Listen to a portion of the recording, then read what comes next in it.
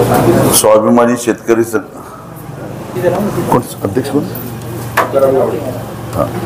या सभेचे अध्यक्ष तुकाराम गावडे साहेब, मंचावर उपस्थित असणारे स्वाभिमानी शेतकरी संघटनेचे जिल्हाध्यक्ष प्रभाकर बांगर,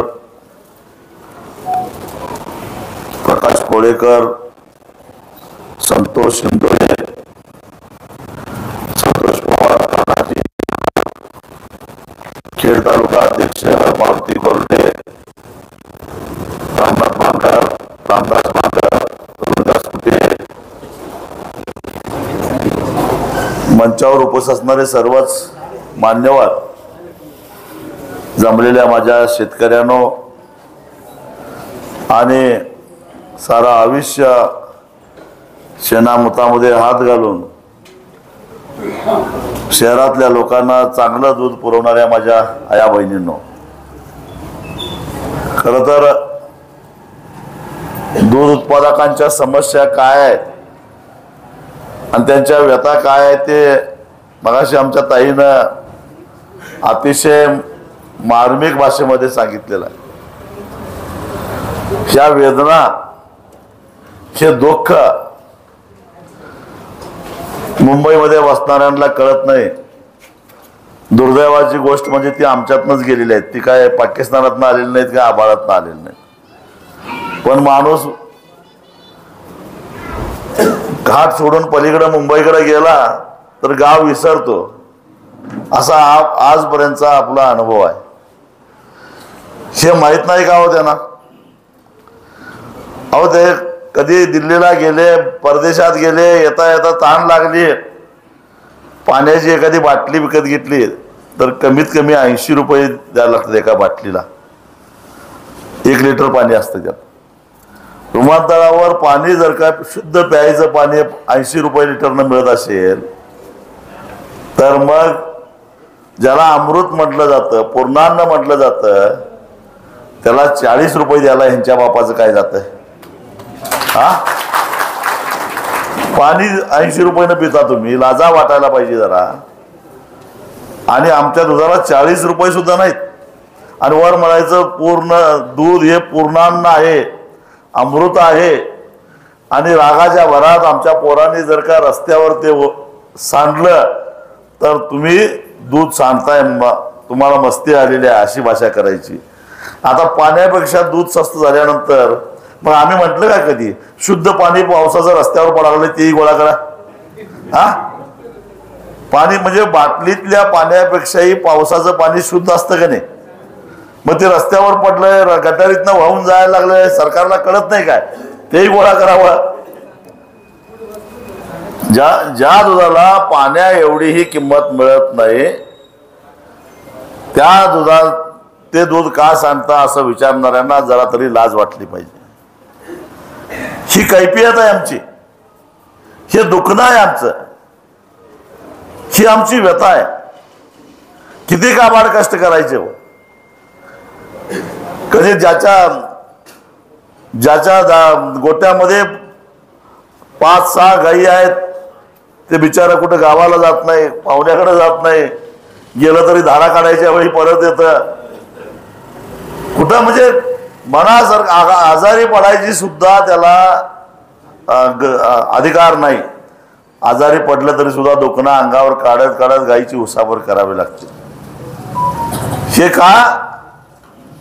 तर या लोकांना शुद्ध आणि निर्भेळ दूध मिळावं म्हणून. वर आणि म्हणायचं की दुधामध्ये प्रचंड भेसळ आहे. मग भेसळ आहे तर पकडा की, आम्ही अडवलंय तुम्हाला. उलट आमची मागणी आहे दुधातली भेसळ पकडाच, ही आमची एकमुखी मागणी आहे. कारण उत्पादक भेसळ करत नाही, लक्षात ठेवा.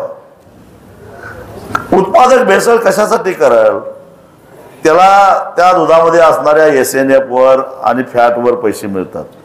जेवढं SNF चांगला तेवढे पैसे जास्त, जेवढं फॅट चांगलं तेवढे पैसे जास्त. मग कशाला तो भेसळ घाल?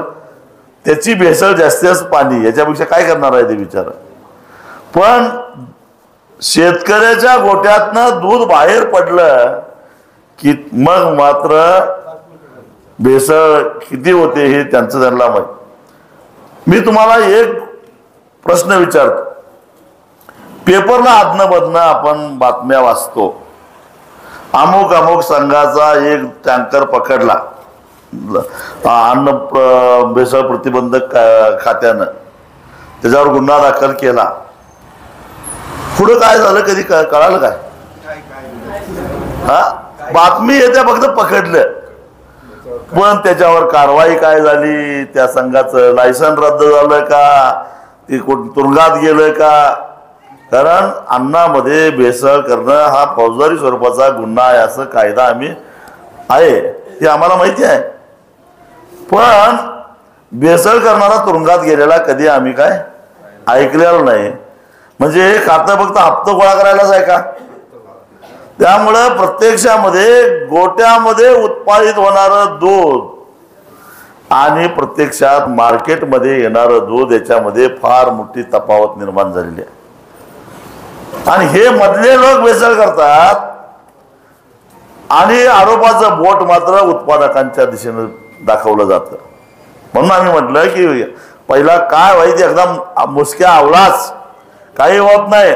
एकच तुम्हाला सांगतो, ज्या दिवशी सरकार प्रामाणिकपणानं या भेसळखोरांच्या मुसक्या आवळल त्या दिवशी आपोआपच मोर्चा न करता दुधाचा दर 45 रुपये झालेला असेल हे लक्षात ठेवा. कारण बाजार हा मागणी पुरवठ्यावर चालत असतो. पुरवठा वाढला तर भाव पडतो, पुरवठा कमी झाला भाव वाढतो. दुधाचा पुरवठा वाढला तो या मधल्या लोकांनी केलेल्या या सगळ्या भेसळीमुळं. आणि म्हणून दूध उत्पादन करून कोण सुखी झालेलं नाही. मला इथं सगळ्यांचे चेहरे मी वाचायला लागलो आहे. सगळ्यांच्या चेहऱ्यावर काहीतरी वेदना आहेत, काहीतरी व्यथा आहेत, काहीतरी समस्या आहेत. दूध उत्पादक हा समस्येनंच ग्रासलेला आहे. पण दुधाचा व्यापार करणाऱ्याचा चेहरा बघा कसा आहे. एक वेळ सफरचंद फिकं पडेल पण ह्याचा गाल मात्र त्याच्यापेक्षाही गोल गरगरीत गुटगुटीत दिसतात. कशामुळं? तर या सगळ्या भानगडीमुळं. म्हणजे दुधावर असे हे सगळे बोके पोचलेले आहेत आणि या बोक्यामुळं खऱ्या अर्थानं आज दूध उत्पादक विटीस धरला जातोय. आणि त्यामुळं आपल्याला या सगळ्याच्या विरोधात संघर्ष करून आमचं काय वाकडं नाही, परंतु ग्राहकांनी सुद्धा एक मानसिकता ठेवावी. तुम्ही सहजगत्या 75 रुपये 80 रुपये देऊन शुद्ध प्यायचं पाणी पिता आणि मग दुधाचे पैसे देताना का खळखळ करता याचा जरा तरी विचार करा. कारण 1 रुपयानं जरी दुधाचा दर वाढला विक्रीचा लगेच बंबावून सुरू होते. आता विक्रीचा दर वाढल्याशिवाय आम्हाला तरी कसं मिळणार? तरी सुद्धा सांगतो, आज हे जे काही संकट निर्माण झालेलं आहे हे पावडर निर्माण करणाऱ्या कंपन्यांनी तयार केलेलं आहे. मी तुम्हाला सांगतो, हे कुणी केलेलं आहे? पावडर तयार करणाऱ्यांनी. त्यांनी दर पाडलेले आहेत. आज मगाशी सांगितलं त्या पद्धतीनं भेसळीचं म्हणा, तुमचं म्हणा, बाहेर ना आलेलं म्हणा, दूध एकूण राज्यामध्ये 1,70,00,000 लिटर दररोजचा दुधाचं एकूण प्रक्रिया होते. त्यातल्या 90 लाख लिटर दूध हे पिशवीतून ग्राहकांच्या घरामध्ये जातं. 30 लाख लिटर दूध हे काय करतं तर त्याच्यापासून रबडी, पनीर, दही, ताक हे वेगवेगळे आईस्क्रीम, कुल्फी यासाठी वापरलं जातं. म्हणजे 1,20,00,000 लिटर हे झालं. आणि राहिलेलं 50-55 लाख लिटर दुधापासून पावडर आणि बटर तयार केली जाते. पावडर आणि बटरचे भाव कमी झाले म्हणून या लोकांनी जाणीवपूर्वक कृत्रिम रीतीनं दुधाचे भाव खाली आणले. 38 वरनं आज 26 पर्यंत खाली आणलेले आहेत. म्हणजे बाकीचं 90 लाख लिटर जे काही पाऊच मधनं पिशवीमधनं ग्राहकांच्या घरात जातंय त्याचे त्यांनी विक्रीचे दर कमी केले का? नाही केले. दूध 38 वरनं 27 वर आलं, 26 वर आलं म्हणून आम्रखंड आणि श्रीखंड स्वस्त झालं का? नाही झालं.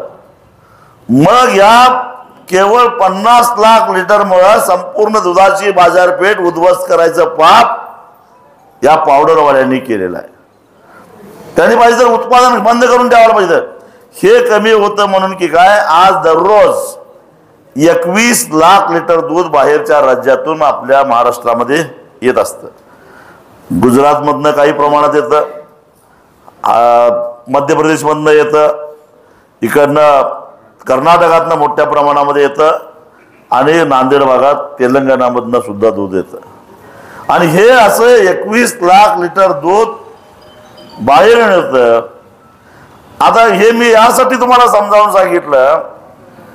आता पावडर निर्यात करा, तुम्हाला टनाला 30,000 रुपये देतो असं काल राधाकृष्ण विखे पाटलांनी घोषणा केली. किलोला 30 रुपये म्हणजे टनाला 30,000 रुपये, टनाला 30,000 रुपये देतो असं म्हणाले.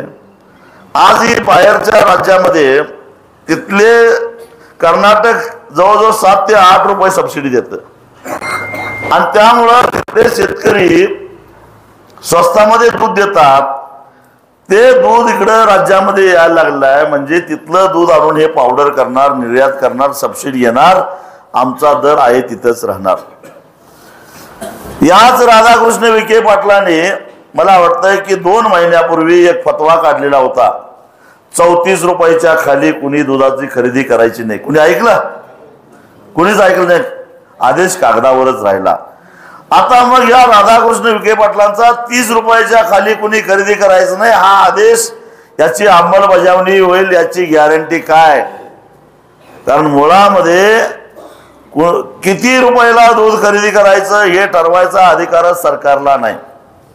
त्यासाठी पहिल्यांदा राज्य सरकार करू शकत नाही कायदा, कारण मग बाहेरच्या राज्यातलं दूध येत आहे. त्याला केंद्र सरकारनं कायदा करायला पाहिजे आणि केंद्र सरकारनं कायदा असा करायला पाहिजे की जसा मजुरांच्यासाठी कायदा आहे, किमान वेतन कायदा आहे का नाही, किमान वेतनापेक्षा कमी पगार जर का मजुराला दिला तर थेट आपल्यावर गुन्हा दाखल होतो आणि तुरुंगात जावं लागतं. त्या पद्धतीनं केंद्र सरकारनं किमान हमीभाव कायदा केला पाहिजे संसदेमध्ये.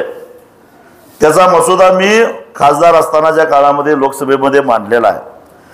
किमान हमीभाव कायदा म्हणजे काय? उदाहरणार्थ मला वाटतं की यावर्षी सोयाबीनचा हमीभाव काहीतरी 4,900 रुपये काहीतरी, किती आहे, 4,500 रुपये काहीतरी केलाय. 4,500 रुपये, 4,500 पेक्षा कमी किमतीत एखाद्या व्यापाऱ्यानं शेतकऱ्याचा सोयाबीन विकत घेतला तर ती थेट तुरुंगात जाईल. असा कायदा संसदेनं करायला पाहिजे.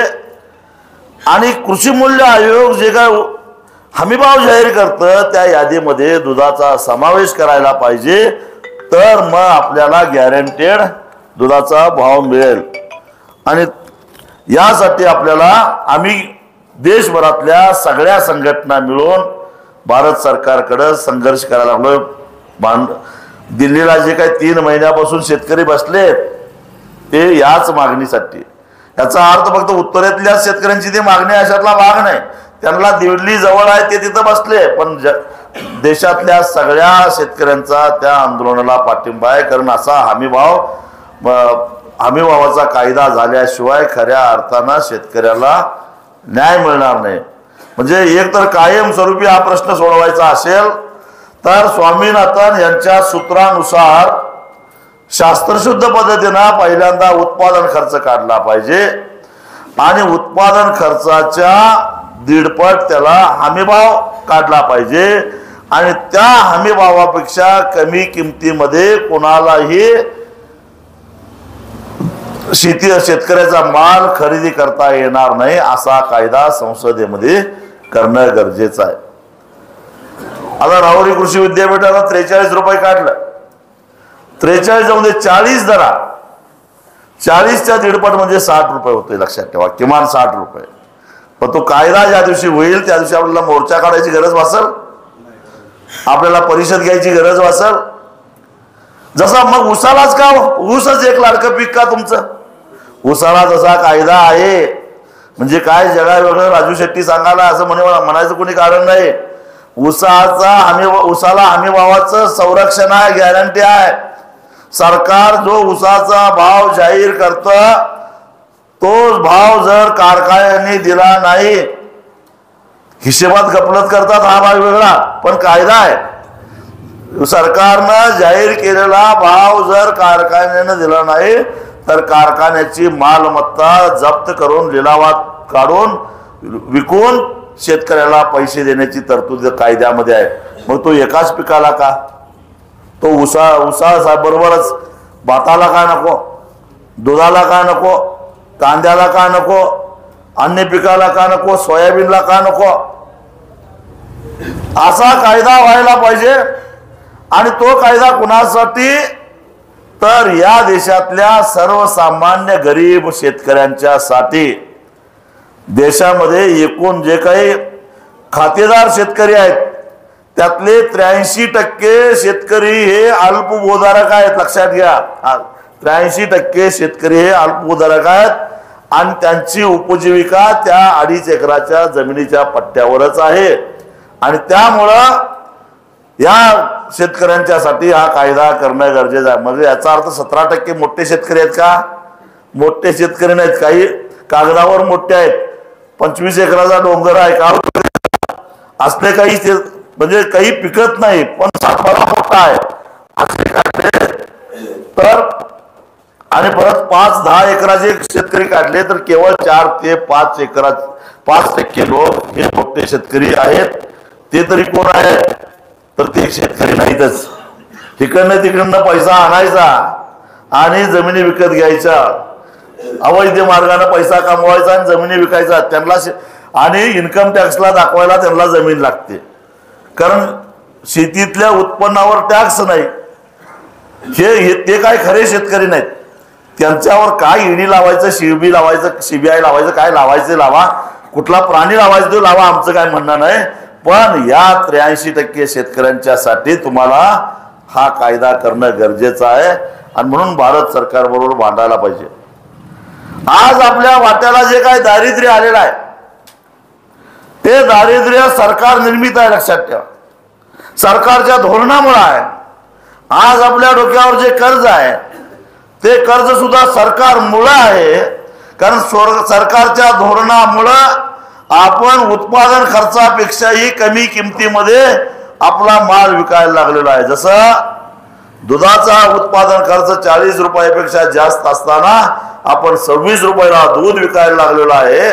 तीच अवस्था प्रत्येक पिकाच्या बाबतीत झालेली आहे। जर या सरकारनं कांद्याच्या निर्यातीवर बंदी घातली नसती तर आपला कांदा किमान 17-18 रुपयाला जर गेला असता, 20 रुपयाला गेला असता। जगाच्या बाजारामध्ये आपल्या कांद्याला चांगली मागणी होती, यांनी निर्यात बंदी केली आणि कांदा उत्पादन करणाऱ्या शेतकऱ्यांचं वाटोळं झालं। सोयाबीनचे भाव 9,000च्या वर गेले होते, ते 10-11,000 पर्यंत वाढत जाण्याची शक्यता होती। पण एखादं शुभ कार्य करायला जाताना काळं मांजर आडवं जावं तसं सरकार आडवं आलं आणि त्याने परदेशातून सोयाबीन पेंड आयात केली, पाम तेल आयात केलं आणि त्यामुळं सोयाबीनचे भाव 4200 पर्यंत खाली आले। मला सकाळीच विदर्भातनं एक फोन आलेला होता, अहो सोयाबीन 41 गेल्यात, काय करायचं, हमी भाव सुद्धा मिळणार झालाय। हे कशामुळे झालं? तर सरकारच्या पाम तेल आणि सोयाबीन पेंड आयात करण्याच्या धोरणामुळे झालं। सरकारनं परदेशातून कापूस आयात केला, 12,000 वरनं कापसाचा भाव 6,000 वर आला। आता मका आयात करण्याचा निर्णय घेतलेला आहे, म्हणजे मका घेणाऱ्या शेतकऱ्याचं वाटोळं झालं। साखरेच्या निर्यातीवर बंदी घातली, त्यामुळं आपली साखर काही कारखान्याची 32-33 वर काय 35 वर काय विकायला तयार नाही। जर निर्यात बंदी घातली नसती तर या साखरेला कारखान्याला जवळजवळ 50-55 रुपये किलोला भाव मिळाला असता। मग 50 रुपये भाव मिळाल्यानंतर शेतकऱ्याला 4,500 रुपये मिळणं अवघड आहे का? म्हणजे तिथं आपल्याला 800, 900, 1000 रुपये सरकारच्या साखरेच्या निर्यातीवर बंदी घातल्यामुळे तोटा झालेला आहे। सरकारनं बासमती तांदळाच्या निर्यातीला बंदी घातली, भाताचा भाव कमी झाला। प्रत्येक गोष्टी बाबतीत असं केलं आहे। आणि आता सरकारनं काय निर्णय घेतलेला आहे? सरकारनं निर्णय घेतलाय की 10,000 टन एवढी दुधाची भुकटी आयात करायचा 26 जूनला आदेश निघालेला आहे। मला हे केंद्रामध्ये राज्यामध्ये मंत्री असणारे लोक संध्याकाळी कुठला द्रव पितात मला काही कळालं नाही अजून। 26 जूनला केंद्र सरकारच्या वाणिज्य मंत्रालयानं आदेश काढला की आम्ही 10,000 टन दुधाची भुकटी आयात करणार आहोत। आणि 2 जुलैला म्हणजे बरोबर 6 दिवसांनी 2 जुलैला महाराष्ट्र सरकारनं घोषणा केली की आम्ही 15,000 टन दुधाची भुकटी निर्यात करणार आहोत। काय मेळ लागतोय? एकटं म्हणतंय 10,000 टन आयात करणार आहे आणि एक राज्य म्हणतंय आम्ही 15,000 टन निर्यात करणार आहे। मग मला सांगा कुठला द्रव त्यांच्या तोंडात? दूध तरी नसणार नक्की? काय दूध पिऊन बोलले असतील असं? अरे काय मेळ आहे का नाही? मग एवढं एकट्या महाराष्ट्रामध्ये 20,000 टन एवढं दुधाची पावडर शिल्लक आहे असं म्हणतात। मग ज्यावेळी 26 जूनला अशा प्रकारचा आदेश निघाला त्यावेळी महाराष्ट्राच्या मुख्यमंत्र्याने तातडीनं सगळी कामं बाजूला ठेवून दिल्लीत जाऊन बसायला पाहिजे होता। या तुमच्या निर्णयामुळे माझ्या दूध उत्पादकाचा दर अजून खाली जाऊन 20-22 पर्यंत येईल। मी हे सहन करणार नाही, नाहीतर ही सगळी आमची पावडर तुम्ही विकत घ्या असं म्हणायला पाहिजे होतं। पण ते काय म्हणतात? नाही आम्ही निर्यात करायला तुम्हाला 30,000 रुपये सबसिडी देतो। अरे तिथं दिल्लीला जाऊन विचारा की काय आयात करताय? आमच्याकडे 20,000 टन अतिरिक्त दूध पावडर असताना तुम्ही का आयात करताय? पण आपल्यासारखं उत्तर प्रदेशमध्ये सुद्धा मोठ्या प्रमाणामध्ये पावडर शिल्लक आहे, गुजरातमध्ये मोठ्या प्रमाणामध्ये पावडर शिल्लक आहे। दलालांना पैसा कमावता यावा म्हणून ही सरकार आहेत का? म्हणून सरकारचं धोरण चालतंय का? याचा जाब आता तुम्हाला सांगतो पायातलं पायतान हातात घेऊन विचारला पाहिजे, कारण तोटा आपला व्हायला लागला हे लक्षात ठेवा। ते आपल्याला काय त्याचं असं म्हणून चालणार नाही, तोटा आपला व्हायला लागलेला आहे। मी मगाशी सांगितलं की हे जे का आपल्या वाट्याला दारिद्र्य आलंय ते आपल्यामुळं आलेला नाही आहे, आपल्या आळशीपणामुळे आलेला नाही आहे। धोरण दिल्लीत ठरतं, धोरण मुंबईत ठरतं, परिणाम आपल्याला भोगावे लागतायत। आणि म्हणून आज प्रत्येक शेतकऱ्याच्या चेहऱ्यावर एकच चिंता आहे की आता कर्ज कसं भागवायचं, देणेदाराला मागे कसं घालवायचं, काय त्याला तोंड द्यायचं, हप्ता कसा भरायचा, कसा भरणार? कारण शेतीचं उत्पादन घ्यायला जेवढा खर्च आलेला आहे त्याच्यापेक्षा जास्त कमी किमतीमध्ये, त्याच्यापेक्षा कमी किमतीमध्ये जर का त्यानं उत्पादित केलेला माल विकला असेल तर मग शेतीसाठी काढलेला कर्ज तो कसा फेडणार? तो फेडू शकत नाही। आणि मग मला तुम्हाला एका विसंगतीकडे लक्ष वेधायचं आहे। काय विसंगती आहे? तुम्ही सारखं पेपर मधनं बातम्यामध्ये, टीव्ही मधल्या बातम्यामध्ये वाचताय, ऐकताय की या देशातल्या उद्योगपतींची कर्ज सरकारनं सोडून दिली, राईट ऑफ केली, म्हणजे सोडून दिली। आणि निर्लज्जपणे काय म्हणतात? माफ कुठे केली? राईट ऑफ केली। राईट ऑफ केली म्हणजे काय? राईट ऑफ केली म्हणजे सोडून दिली, त्याचा हिशेबात धरायचंच नाही, येणार नाही असं गृहीत धरायचं। सोसायटीच्या जनरल मिटिंगला, बँकेच्या जनरल मिटिंगला जाताय की नाही, ताळेबंद वाचताना सेक्रेटरी काय म्हणतोय? संशयित बुडीत निधी, म्हणजे काय ते कधीच येणार नसते। तसं हे संशयित बुडीत कर्ज ही सगळी ही कधी वसूल होणार नाहीत। नफ्यातनं ही काढून टाकायचे, NPA मध्ये टाकायचे, नंतर हिशेबात धरायचं। आणि हा तोटा, ही कुठल्या बँकेची कर्ज काढली जातात? राष्ट्रीयकृत बँकेतून कर्ज काढले जातात। HDFC किंवा ICICI सारख्या खाजगी बँका यांना कर्ज देत नाहीत उद्योगपतींना, हे कर्ज काढली जातात राष्ट्रीयकृत बँकेतून। राष्ट्रीयकृत बँका या सरकारच्या मालकीच्या, सरकारचं त्याच्यामध्ये भाग भांडवल असतं आणि मग अशा पद्धतीनं यांनी कर्ज बुडवल्यानंतर जेव्हा तोटा तयार होतो तो तोटा भरून काढण्यासाठी मग केंद्रीय अर्थमंत्री वर्षाला बजेटमधनं काहीतरी तरतूद करतात आणि त्या बँकांना देऊन टाकतात, तोटा भरून काढा, कारण देशाची अर्थव्यवस्था कोलमडता कामा नये. मग अर्थमंत्र्याच्या बापाचा पैसा आहे ते पैसा कोणाचा? जनतेचा, सामान्य माणसाचा. आपण महिन्याला भारत सरकारला 1,75,000 कोटी एवढा जीएसटी भरतो. महिन्याला 1,75,000 कोटी एवढा जीएसटी भरतो. त्यात सगळ्यात जास्त जीएसटी आपणच भरतो, कारण आपल्याला परतावा मिळत नाही. मिळतोय? गाईला औषध आणलं, जीएसटी किती आहे? 10-12% असेल त्याच्यावर, औषधावर 12%. आणि काय दूध काढायला कॅन आणला, 10-12% जीएसटी असेल. आणि काय मोटरसायकल घेतली, 18% जीएसटी, 20% जीएसटी. पीव्हीसी पाईप आणली, त्याच्यावर 12% जीएसटी. ठिबक सिंचन आणलं, त्याच्यावर जीएसटी. रासायनिक खत आणलं, त्याच्यावर जीएसटी. काही आणा तुम्ही, अगदी एखादा मेला तर पांढरं कापड आणला तरी त्याच्यावर जीएसटी आहेच. पांढरा मेल्यावर सुद्धा जीएसटी आहे. मग ही सगळी जीएसटी आता आपल्यात आणि व्यापाऱ्यामध्ये आणि उद्योगपतीमध्ये काय फरक आहे लक्षात घ्या. आपली जीएसटी बुडीत, ती आपल्याला परत मिळत नाही. पण व्यापाऱ्यानं जीएसटी भरली की आधी भरतो, नंतर पुढे विकल्यानंतर तो वसूल करतो. त्याच्या वाट्याला फक्त 3%च येतं. एखाद्या उद्योगपतीनं कच्चा माल खरेदी केला तर जीएसटी भरतो आणि पक्का करून विकताना पुन्हा जीएसटी वसूल करतो, त्यालाही 2-3%च होतं. आपल्या वाट्याला मात्र 20-20% जीएसटी. मग मला सांगा की या 1,75,000 कोटीमध्ये सगळ्यात मोठा हिस्सा कोणाचा? आपला आहे. म्हणजे आपलेच पैसे कर्ज माफ करून उद्योगपती मजा करायला कर्ज काढायचं. मग सरकार काय म्हणतंय, त्यांना द्यायला नको का? कारण ते लोक हजारो कोटी रुपये कर्ज काढतात, उद्योगधंदे उभा करतात, त्यातून रोजगार निर्माण करतात आणि म्हणून आपल्या रिकाम्या हाताच्या पोरांना रोजगार मिळतो.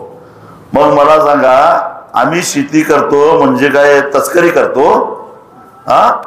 आम्ही 140 कोटी जनतेला 2 वेळाला सहजगत्या खायला उपलब्ध होईल हे अन्नधान्य निर्माण करतो. म्हणजे रोजगार निर्माण करण्या एवढंच अन्न देणाऱ्या सुद्धा महत्व तेवढंच आहे.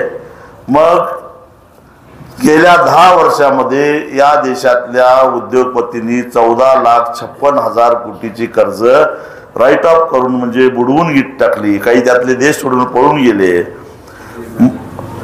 त्यांची संख्या 1,000 सुद्धा नाही, तरी त्यांनी 14,56,000 कोटी बुडवले. 80 कोटी शेतकऱ्यांचं कर्ज किती असेल हो? असून 4 लाख कोटी असेल फक्त. म्हणजे त्यांच्या चौथाई सुद्धा नाही आहे. आणि त्याचा फायदा किती लोकांना होणार आहे? 80 कोटी शेतकऱ्यांना होणार आहे. मग मला सांगा की शेतकऱ्याचा 7-12 कोरा करायला काय हरकत आहे? आणि म्हणून आता एक आम्ही मोहीम सुरू केलेली आहे की राष्ट्रपतीला एक पत्र लिहायचं. हे सगळं लिहायचं, कुठल्या पिकात आमचा किती तोटा झाला, माझी जमीन एवढी आहे, त्या पिकातनं एवढं, त्या जमिनीतनं एवढं उत्पन्न घेतलं, तुमच्या धोरणामुळे माझा एवढा तोटा झाला आणि त्यामुळे मी काढलेलं कर्ज फेडू शकत नाही. उद्योगपतींचाच न्याय आम्हाला लावावा, कारण संविधानानं या देशातल्या प्रत्येक नागरिकाला समान अधिकार दिलेला आहे. शेतकऱ्याला न्याय तोच उद्योगपतींना न्याय, उद्योगपतींना न्याय तोच शेतकऱ्याला न्याय. म्हणून मला या कर्जातनं मुक्त करा असं आता आपल्याला राष्ट्रपतीला कळवायचं आहे. ते फॉर्म आता तुम्हाला दिले जातील, ते भरून गोळा करून मी स्वतः राष्ट्रपतींची भेट घेऊन त्यांना तुमची सगळ्यांची कैफियत मानणार आहे. कारण नुसतं दुधाला भाव देऊन चालणार नाही.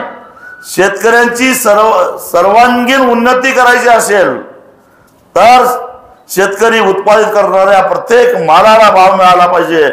आणि तो भाव मिळेपर्यंत आधीची जी घाण आहे ती पहिल्यांदा घाण साफ केली पाहिजे. तर खऱ्या अर्थानं शेतकऱ्याच्या जीवनामध्ये आनंद निर्माण होईल. आता सरकारनं हे 35 रुपये जाहीर केलं, 30 रुपये डेऱ्या देणार, 5 रुपये सरकार देणार. मला सांगा की 2017 साली सुद्धा आम्ही अशाच पद्धतीचं आंदोलन केलं होतं. त्याही वेळा सरकारकडनं 5 रुपये अनुदान घेतलं, पण त्यावेळी कसं घेतलं, प्रत्येक शेतकऱ्याला 5 रुपये मिळतील अशी दक्षता घेऊन 17ला सगळ्याला मिळाले की 5 रुपये सगळ्याला मिळाले होते. का? कारण ते पैसे डेअरीकडे आले होते आणि डेअरीला सांगितलं गेलं होतं की प्रत्येक ज्यानं दूध पुरवलंय त्याला ते पैसे द्यायचे आणि त्याचं रेकॉर्ड सरकारनं मागून घेतलेलं होतं.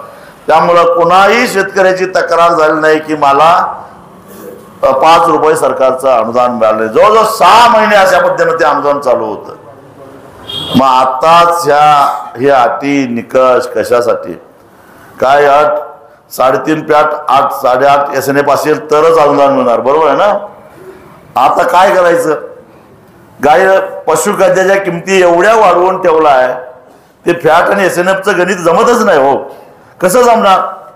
आणि त्यामुळे थोडं कमी, बरं 8.5 SNF आणि 3.5 SNF फॅटपेक्षा कमी दूध, हे कमी प्रतीचं दूध आहे का?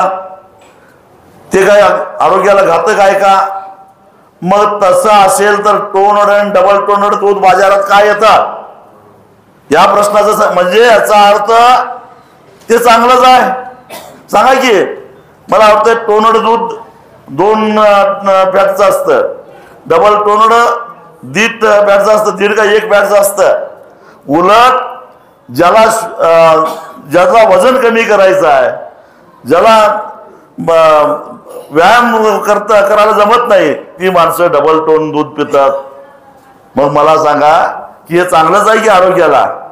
मग तुम्हाला बाजारामध्ये 1.5 फॅट 2 फॅटचं टोनड डबल टोनड दूध विकायला चालतं. मग आमचा SNF थोडा कमी झाला, आमचा फॅट जरा कमी झाला, तर तुमच्या बापाचं काय गेलं? हा का? कशासाठी निर्बंध? कशासाठी हे नियम? कोण विचारणारा नाही म्हणून, कोण जाब विचारणारा नाही म्हणून हे धंदे अजिबात चालणार नाही. बर, तुम्हाला देतो 3.5 फॅटचं दूध, पण बाजारामध्ये सुद्धा 3.5 फॅटच्या आत एक सुद्धा दुधाची पिशवी येता कामा नये, असा कायदा पहिल्यांदा करा. हा, त्यांचं चालतंय सगळं. ही टोन दूध डबल टोन दूध बंद झालं, अरे दुधाचा खप आपला अजून वाढणार आहे, अजून वाढणार आहे. पण त्यांना सगळी परवानगी. तुम्ही एकदा आमचा दर फॅट आणि SNF वर ठरवला म्हटल्यानंतर थोडंफार फॅट आणि SNF कमी झालं तर थोडा दर कमी होईल, याच्याशिवाय काय होणार आहे? पण तुम्ही त्याला अनुदान नाकारणार, त्याला कमी प्रतीचं म्हणणार. कमी प्रतीचं तर मग निकृष्ट प्रतीचं दूध तुम्ही का विकता? हे बाजारात का येतं आणि सरकार याला का परवानगी देतं? याचं पहिल्यांदा सरकारनं उत्तर दिलं पाहिजे. आणि म्हणून हे आपल्याला काही परवडण्यासारखं नाही. अजूनही तुम्हाला सांगतो, सरकार घाबरलेलं आहे, शेतकऱ्याला घाबरलेला आहे. का? तर शेतकऱ्यांनी लोकसभेमध्ये चांगला दणका दिलेला आहे आणि त्यामुळे सरकार चांगलंच घाबरून गेलेलं आहे. म्हणजे याचा अर्थ विरोधात आहेत ती एकदम सोन्यासारखी माणसं आहेत हे समजायचं काही कारण नाही. ती तसलीच आहेत, त्यांच्याकडून फार अपेक्षा करण्याचा अर्थ नाही. फक्त यांच्यातल्या भांडणाचा फायदा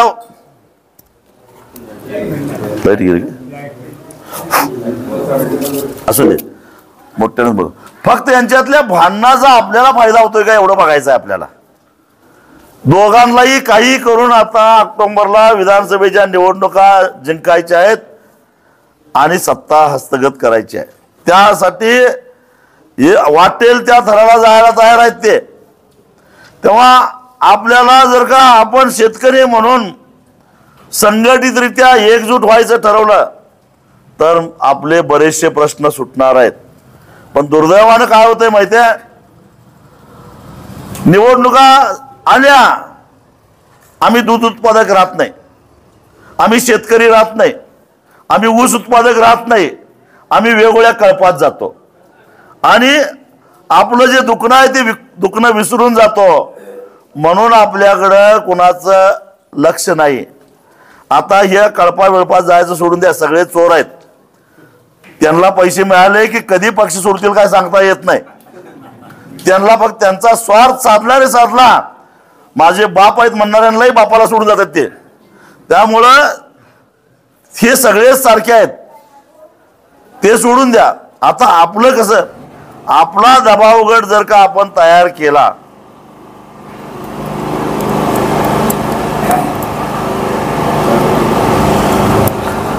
आपण सुरू झालं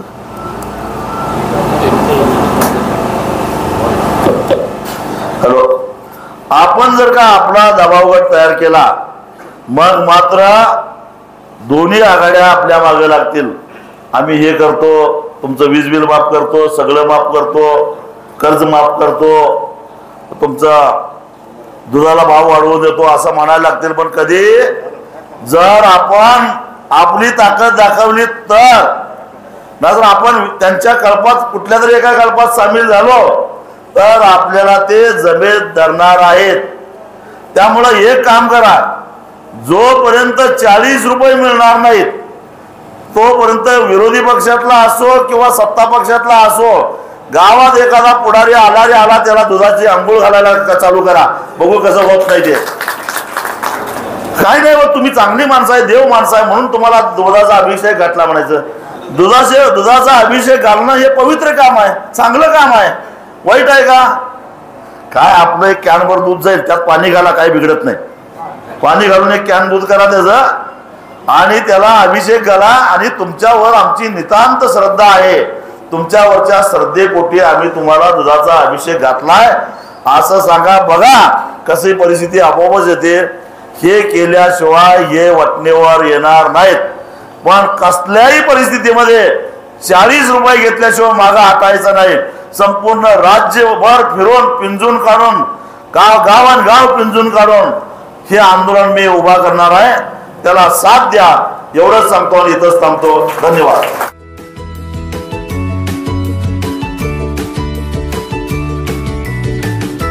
बातम्या शेतीच्या, बातम्या मातीच्या, बातम्या अन्यायाच्या, गुन्हेगारीच्या,